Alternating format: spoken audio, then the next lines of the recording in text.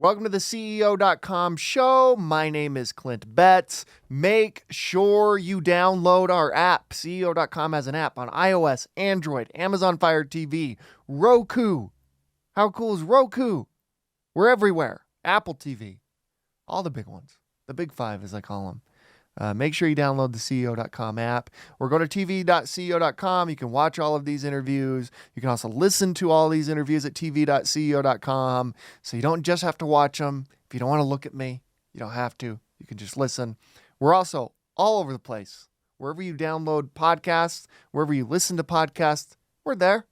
The CEO.com show. Make sure you check it out.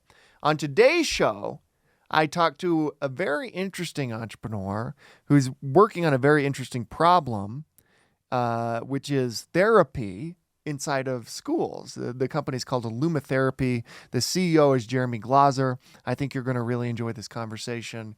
Here's me and Jeremy.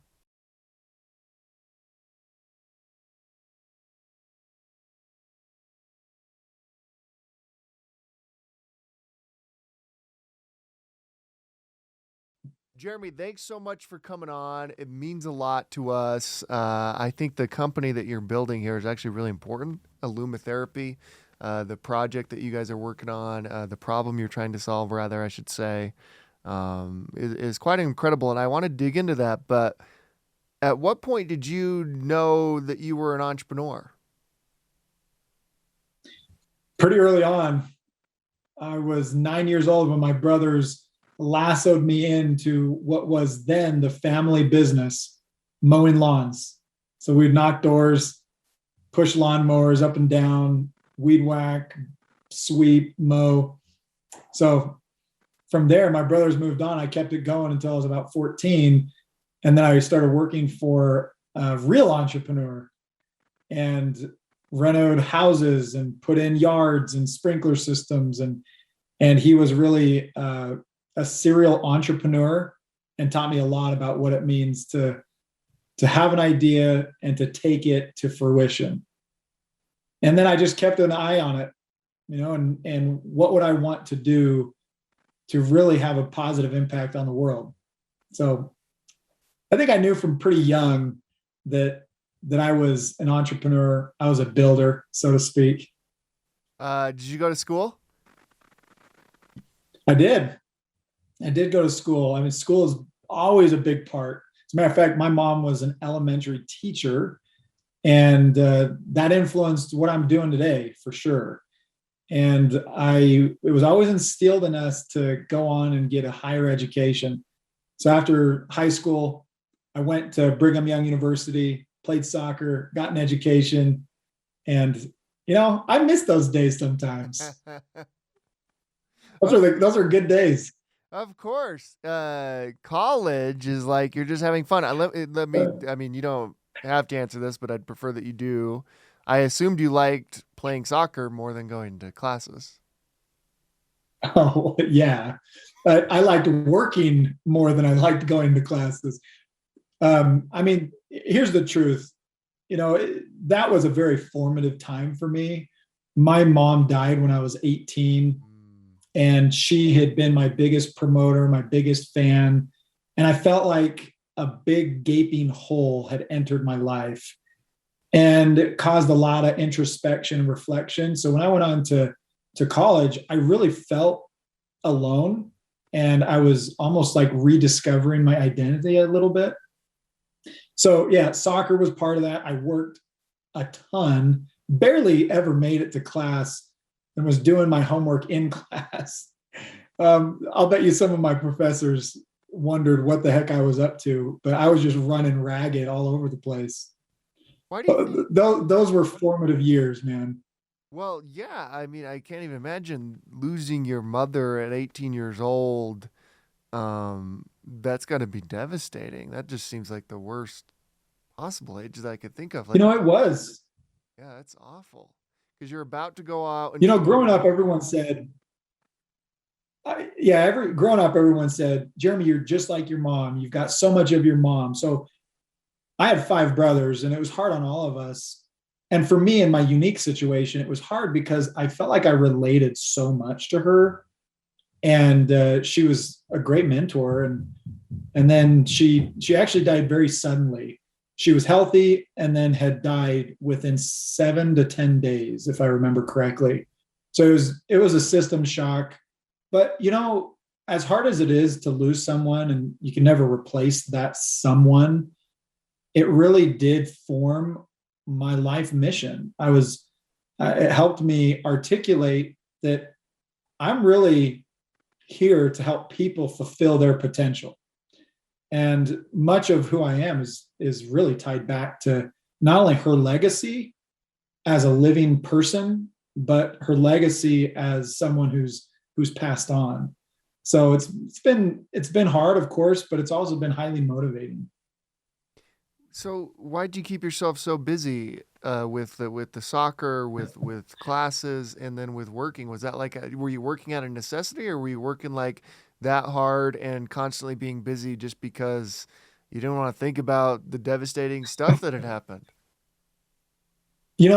I've never gone to therapy to really uncover that exact Well, thing, but I'll tell you welcome to what, therapy, my friend. I sure I sure need to. Yes, thank you, Clint.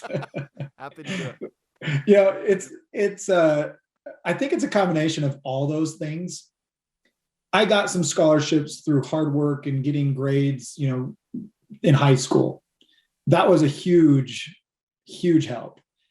But I didn't get any help outside of that. So rent, food, all that stuff, I had to earn the money for it. And so that's why I was working so hard.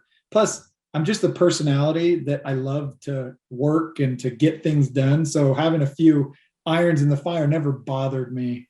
I actually quite enjoyed being able to work that much, go to school, play soccer. It kept me busy.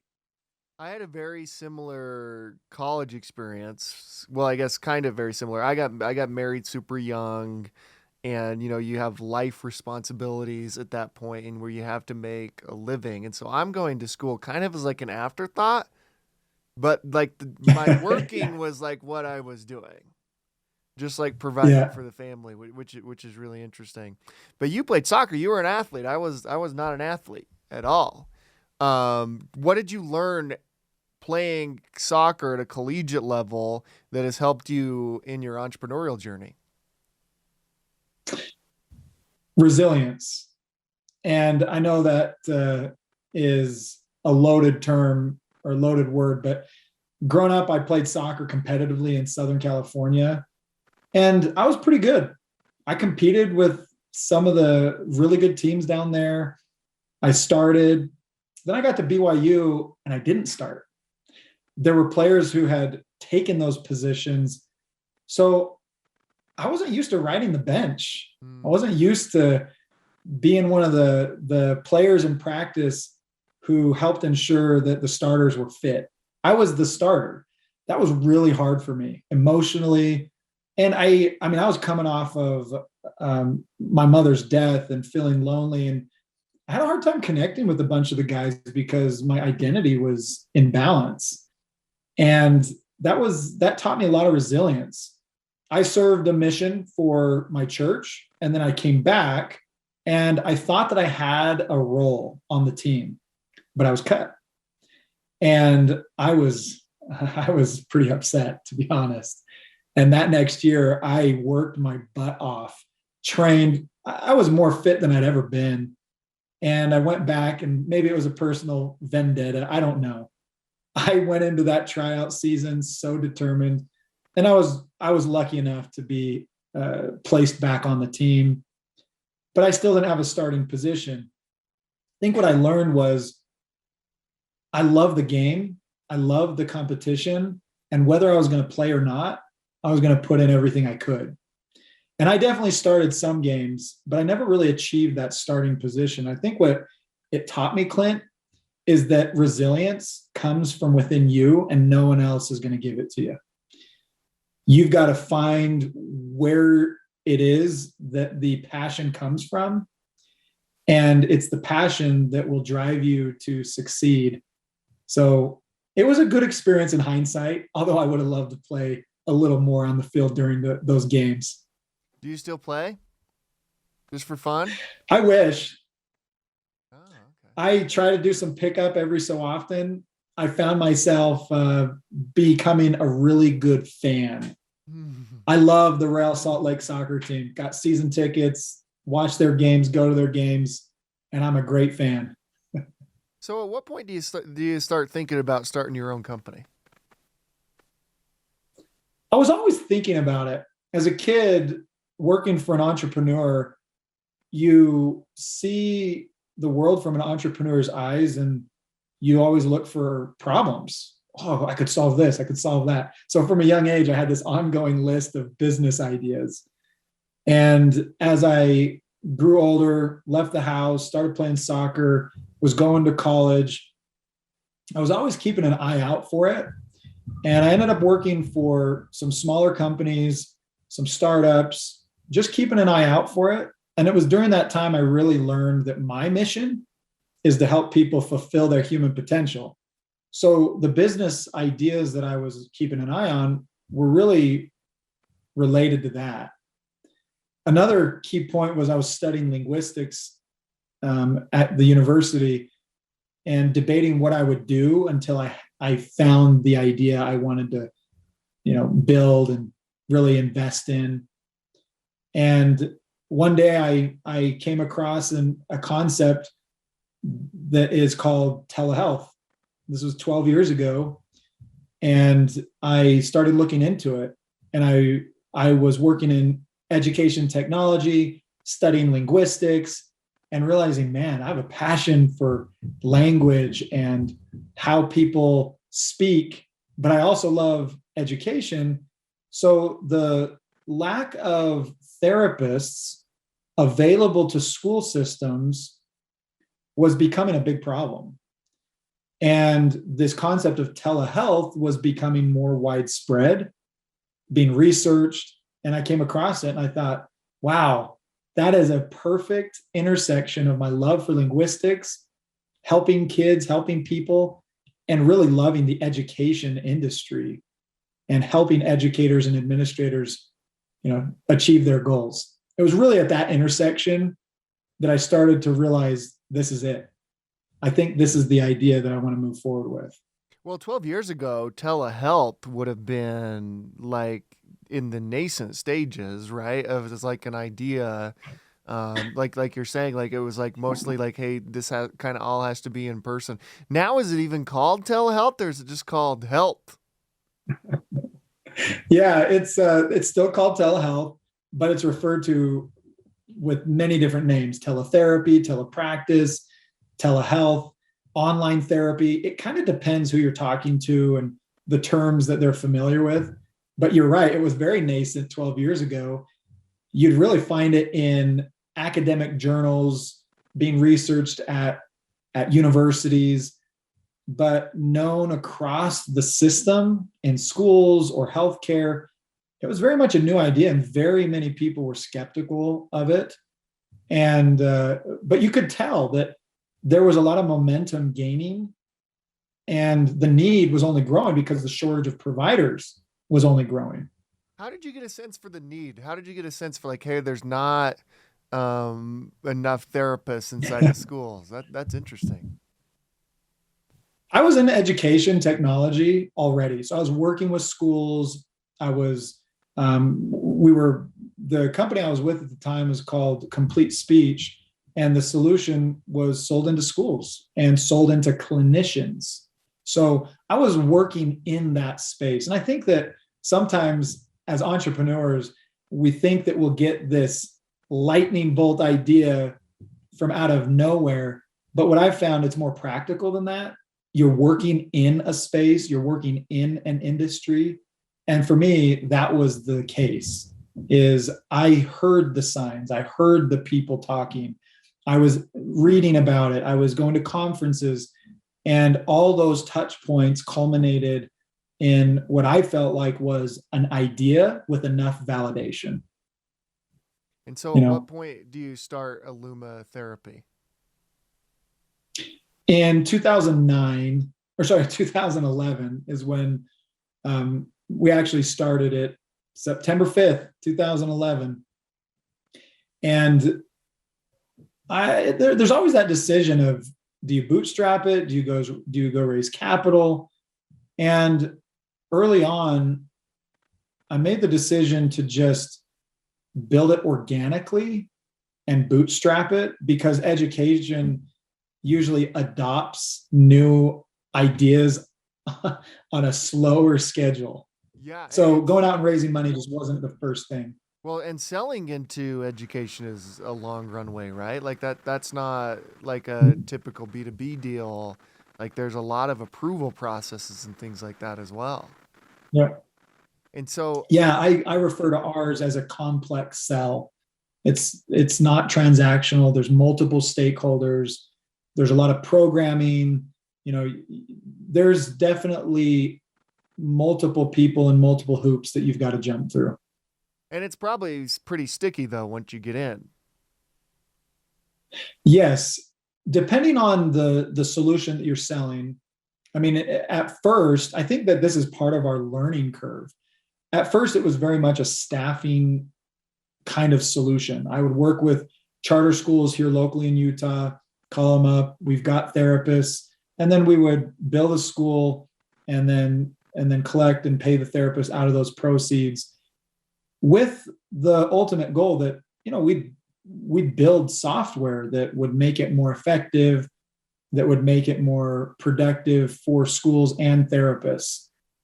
So over the course of the first 5 or 6 years, it was really us connecting therapists with school systems, not using any proprietary technology. And it wasn't until about 6 years in that we started investing in technology, hired engineers, and really started to build that out. And that's become a very big part of our strategy. It's become a very big part of the solution to the problem that these schools face. Have you grown it organically and bootstrapped it continually, or how has your journey around finding investors, taking investment, has that changed at all? It has. It's evolved a lot, and it's been an interesting experience, because I would say early on I was the kind of entrepreneur. We're going to do this. We're just going to grind it out. We're going to bootstrap it. And as we've grown, and as challenges have become more complex and opportunities have become larger, it's become very obvious, I think, to us as a team, that partnership is an inevitability. There's only so much you can do with the limited resources as you bootstrap. And the other decision was, this isn't a lifestyle business. This is a business that we really want to make a difference with, and that we really want to grow aggressively. So about 2 years ago, we started talking about that idea. And then within the last year, we've just been playing around with it, been talking with my leadership team and others, trusted advisors, and not really knowing if there would be a partner that would be a good match for us. And just recently, we feel like we found an amazing partner focused on education, focused on investing in growth stage companies, and really just level-headed, awesome people. So we did. We brought on an investor, Leads Equity Partners, in June of this year. So we're excited about the future. We're excited about having a partner with more resources, help us scale more effectively through buy, build, and partner strategies versus just build it and grind it out ourselves. It's an exciting time. Well, it's also got to be validating, right? To be working on something for over a decade and to find a partner like that who believes in it and puts some cash in it. It's also got to probably be rewarding, given that you have spent a decade on the business. Like I'm sure those negotiations were great, right? Like this is our business. Yeah. It's not like convincing the investor that you're going to continue to do the business or any of that type of stuff, right? It's like, look at our track record, look at what we've done, and come help us grow it rather than help us start it. I think you're exactly right. And I think that's why there are a lot of factors that go into any decision. One of them was our growth trajectory. Another one is that we have a healthy, profitable business. that the pandemic has changed the dynamics of education in America. The people who buy our solution have changed their needs, or the problems have changed. All those things culminate in the desire to partner with a group like Leads. And I've been really fortunate to work with amazing people who are very mission driven, and people who are very committed. And I'm incredibly grateful for that. Finding a partner who would support our team and back our team was a big priority. And Eric and Scott over at Leads are really, they're all about that. So that was a key factor for us. It wasn't just ever about the money, or it's not just ever about having more resources. It's about having a true partnership that can help us get to the next level. And how did the pandemic affect your business? Well, number one, I feel fortunate and blessed that we didn't have to downsize, lay off anybody. We're able to pivot very quickly with the schools whose students were receiving services on site. Now, we connect and match therapists with these schools, and then the therapist delivers services through video conferencing. So none of the therapists in our community were physically in buildings. So the transition was fluid because the therapists were already online, and now the students were at home and they needed a computer, they needed a good internet connection. That was only a 2-week time frame. Many of the people on our team were responsive and dug in quickly, and our team was able to adapt and adjust really quickly. And the other thing that it's done is it's changed, or maybe even accelerated, some of the needs that we thought school districts were going to need in the coming years. And now that's just a more immediate need, like a software solution for them to run and manage the therapeutic experience within the district, whether the clinician is on site or the clinician is online delivering services. It also introduced new funding sources. There's a new source of funding called ESSER. It's a stimulus package. There are 3 funds, 1, 2, and 3, which are geared towards specific learning loss, social emotional learning, mental health, investments in education, because our kids have been affected by this pandemic, and their mental health, their social emotional learning, and even learning loss is a real thing. So that additional funding has enabled districts to think about actually programming a mental health system into their general education population. Whereas historically, we've been focused on special education students. Now we've broadened the scope into general education students who also need a multi-tiered system of support for their mental health needs. That's an exciting time because I'm a big, big believer in mental health interventions, especially for our young kids and adolescents. And like you said, this is a super hard time for them right now, as it is for everyone. But Yeah. as a kid, I can't even imagine going through something like we've gone through over the past year and a half. Are you seeing those needs drive up in school children in these schools of like, this is a problem here? It is a problem, but it's not something that we can't address. And so I don't think that I'm freaking out, or that our team is freaking out, or that schools are freaking out. I think what's happening is that for the first time in our educational system, we have funding and resources to actually and systematically or systemically effect positive change. So the second leading cause of death in our young people is suicide. A majority of mental health concerns that last throughout a person's life are formed by the age of 14. 1 in 5 kids in our schools today suffers from mental health disorders. And we're looking at research that's coming out where those numbers, the 1 in 5, looks like it may be doubling. So that's a pretty significant increase. And some are pointing to the pandemic, others are pointing to other factors. The reality is kids need more support, and educators need more resources, more training. And that's only going to come as we invest or use these dollars to invest in the right systems. So how do you see now with this capital partner that you have, now that you've managed to navigate this pandemic in a it sounds like a really healthy and good way? Um, how do you see eLuma therapy expanding, growing, and Mhm. really targeting this problem effectively? Yeah. Yeah. I think to say that we handled the pandemic well, I might say we handled it as best we could.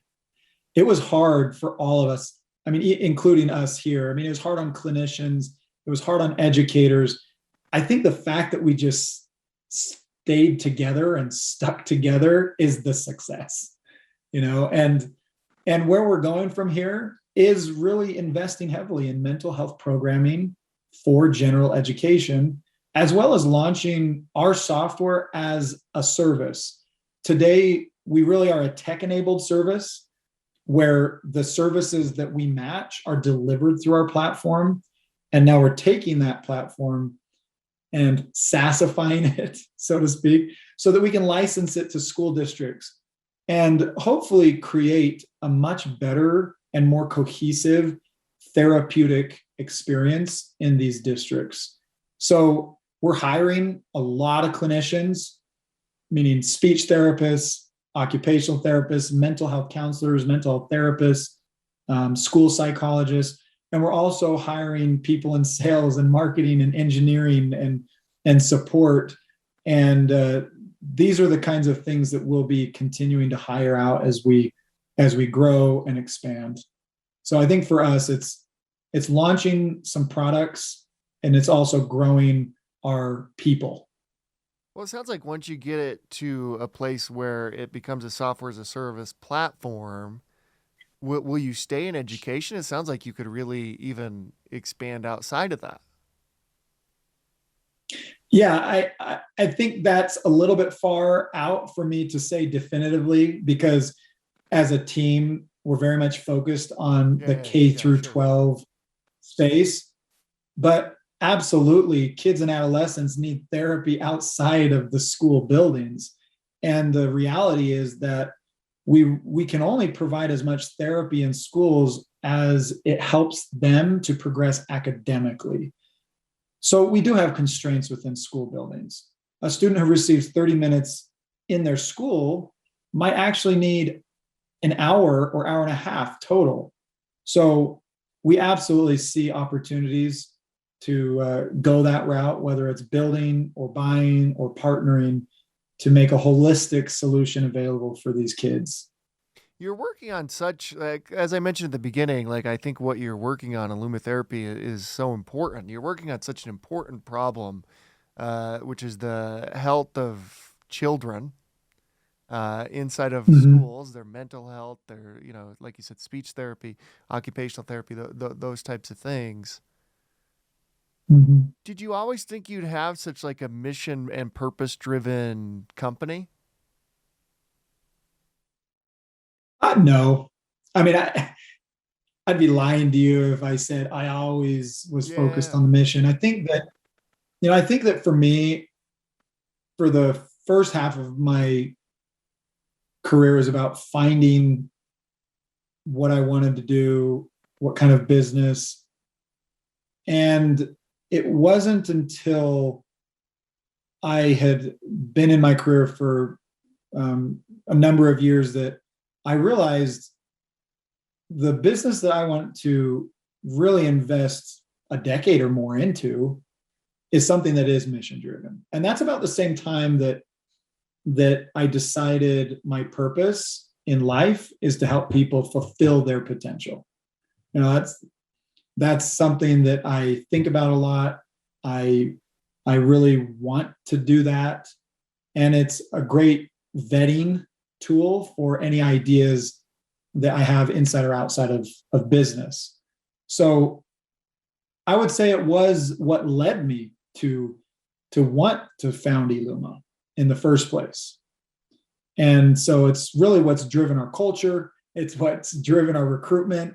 I often talk to those that we're interviewing about two major motivators to take a job. One is obviously compensation. We got to support our families and ourselves and our life. But the other one is impact. People leave because they don't like their manager or because they can't make an impact or various things that ultimately come back to this human need to feel valued and to create value. And at eLuma, making an impact is definitely number one priority, but compensation is right there with it. It's just that we really are a mission-driven organization through and through.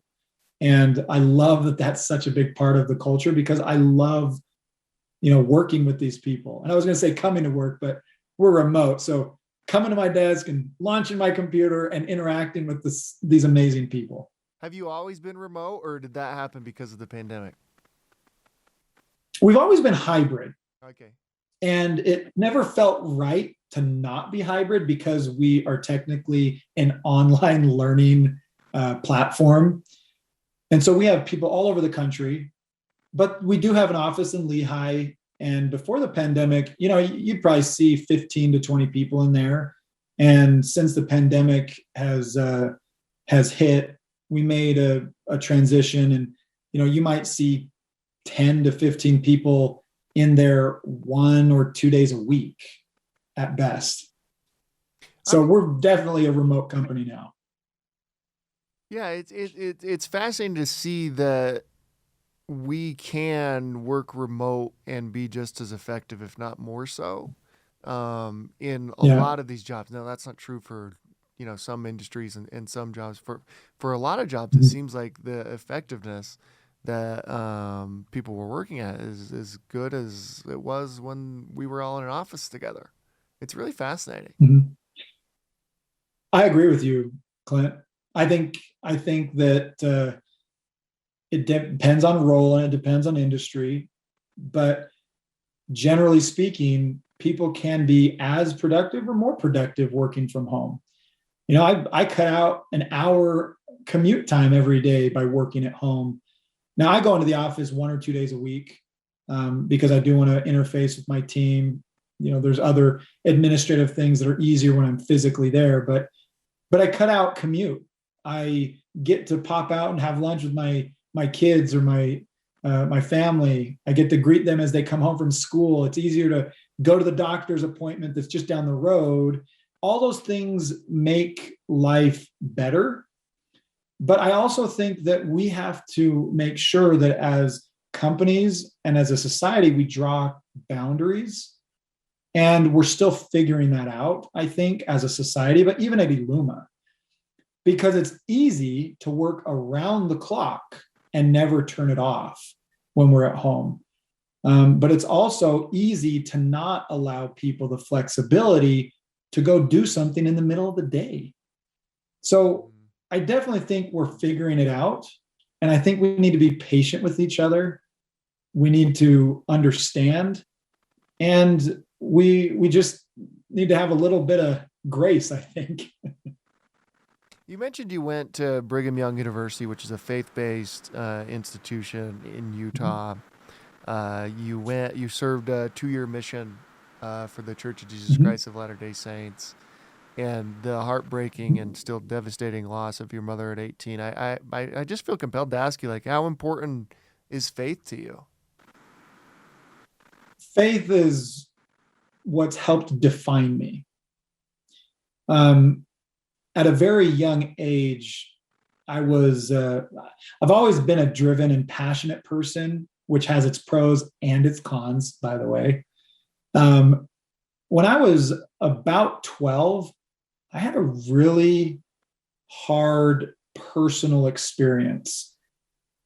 And I don't know what it was, but it caused me to ask some pretty deep questions about what I wanted to do and, what is my life all about?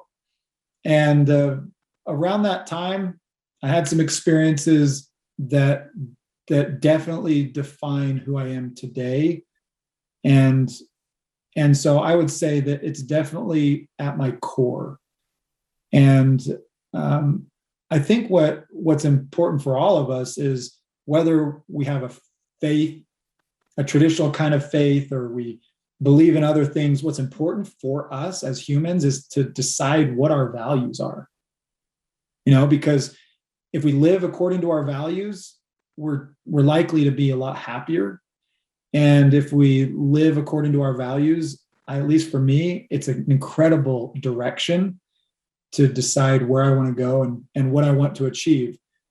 And so I think that that's really what it's taught, is that no matter what you believe, having core values is critical to our identity as a human being. What's the most valuable leadership lesson you've received, or would like to impart on those watching or listening to this show? Yeah, leadership is hard. Leadership is not for the faint-hearted, but it's incredibly rewarding. You got to love people.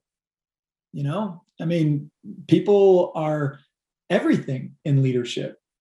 Enabling them, coaching them, and I'm not saying enabling them, maybe I should say empowering them, coaching them, and removing barriers. I've had a long and hard learning curve, I would say, but I'm committed to it, and I love people. I've had lots of bad examples of what leadership should be, and in some of my former careers or jobs, you could say, I saw what it meant to not be transparent or to not be honest. And those were experiences that taught me, okay, I want to be an honest and transparent person. And, you learn throughout the years what is too transparent, what's not transparent enough, because, I mean, you don't want to confuse people. Part of leadership is providing clarity. And I think that's, as I've studied leadership, there are 4 principles that I live by. And they're not comprehensive. They're just for me. They're to help give me guidance. The first one is clear direction. People need to have clarity. And that's harder than it sounds at first glance, because it's an ongoing journey. Clarity is not an event. You also have to give people space. And I think that's a lot about empowerment. Because if you don't give them space, you just muffle the human spirit, their creativity, their ability. And then third, holding people accountable. I've had experiences where people have not held me accountable, and I don't know what I'm doing right or wrong. Right. And then I've had experiences where I've held people maybe too accountable, and it's like, you're getting in my grill, give me some space. So holding people accountable is a really important thing. And I found, one-on-ones and making sure that things are documented and that we have visibility into that we're holding each other accountable to is critical. And then fourth and last but not least is you got to recognize and reward people. If you never say thank you, then it's got to be said. And so someone taught me a really interesting principle that I've thought about a lot related to recognition, is that you praise people in public and you correct in private.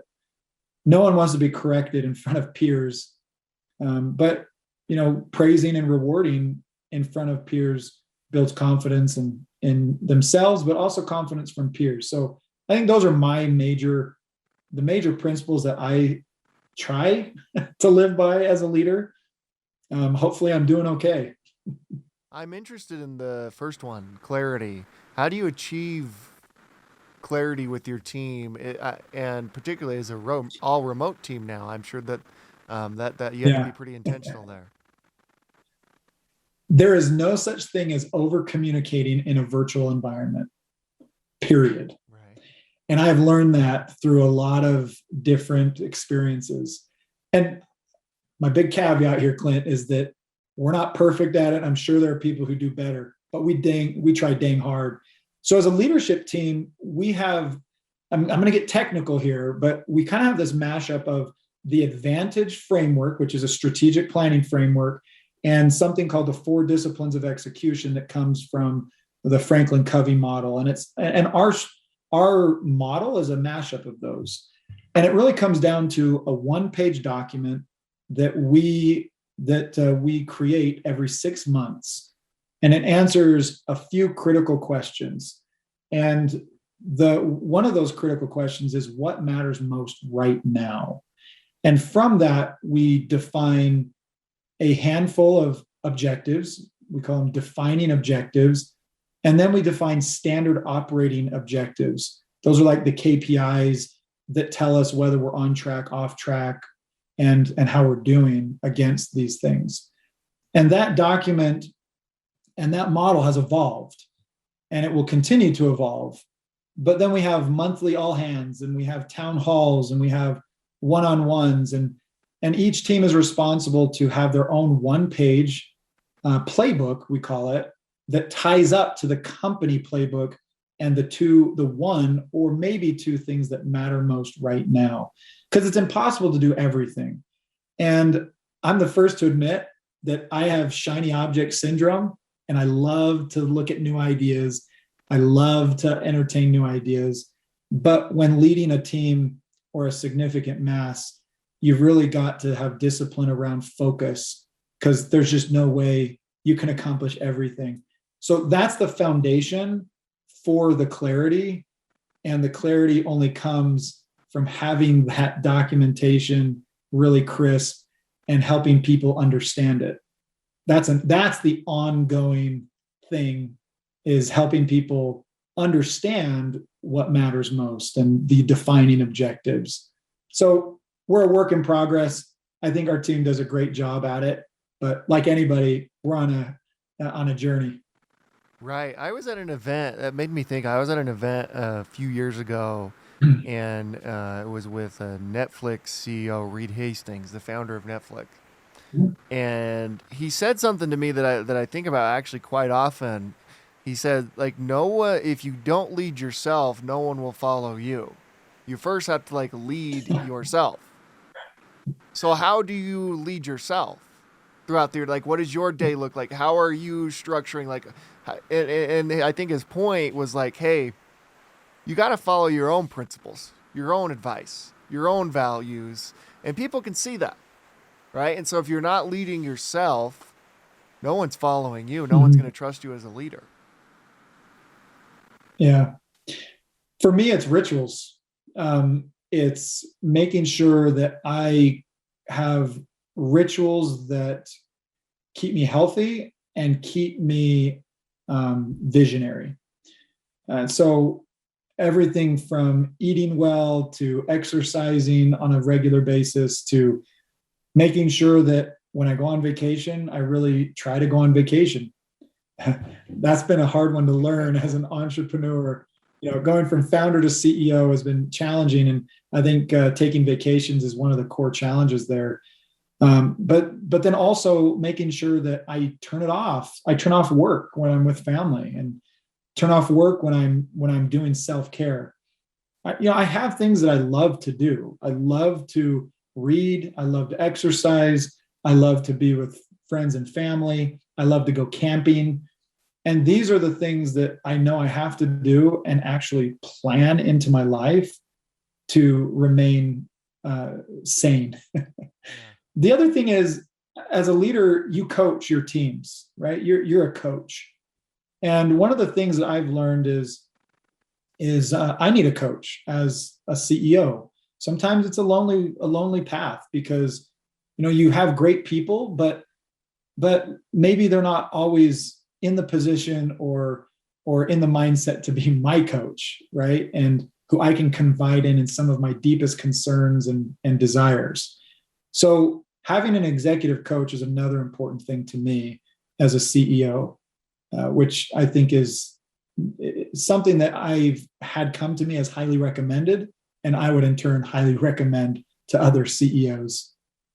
Yeah, that seems to be critical. Well, Jeremy, I could talk to you all day. We'll have you back for sure, because I'd love to hear the progress of everything that you're working on.